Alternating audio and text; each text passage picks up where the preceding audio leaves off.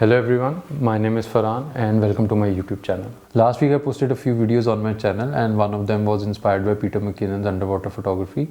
When he posted that video a few months back and I saw it, I really wanted to replicate it. He threw a camera into a fish tank, which made me think that I have this Olympus OM4 old camera. And when I started photography, I used this camera as a model for many of the things that I learned. And in order to shoot that, I needed a fish tank as well. So if you want to replicate the same video and photography that Peter did, you need to watch that video. He pretty much sums up everything and gives the key ingredients. Some of the challenges he faced, I faced the same challenge, but he had that fancy camera with all those high-end gear.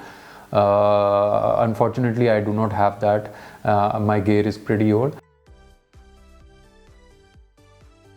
So the first challenge was the settings of the camera. In order to eliminate that motion blur, you have to keep a very high shutter speed. Because this object is very heavy, it falls from top to the bottom in a fraction of a second.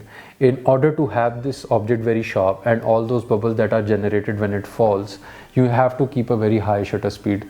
I kept around 4000. Secondly, you will have to control the depth of field. So this object, whenever it will fall, you will not be able to control it. When we were doing it, it fell either on the lens or on the back, and sometime towards this side and sometime toward this side. So in order to get this object in focus, for example, if it is falling like in a tilted position, you need to have all the object in focus. That means that the area that you are covering for focusing is all the depth of the tank. So with that, we required a lot of light to be thrown into the fish tank. I have two TL4 lights, 80 watt each. Both of them were placed on the sides of the fish tank, but on those settings that were not enough. So I took the fish tank outside and used some natural light as well. I think it worked for me. The third challenge that I faced was that I was shooting at 1080p at 60 FPS. That was the max that my camera would offer.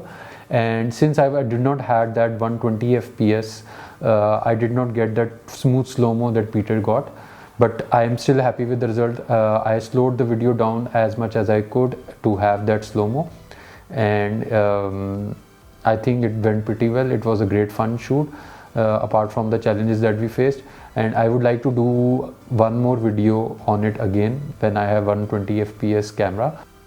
Thank you for watching the video. Like, share and subscribe like everyone says. So see you in the next one.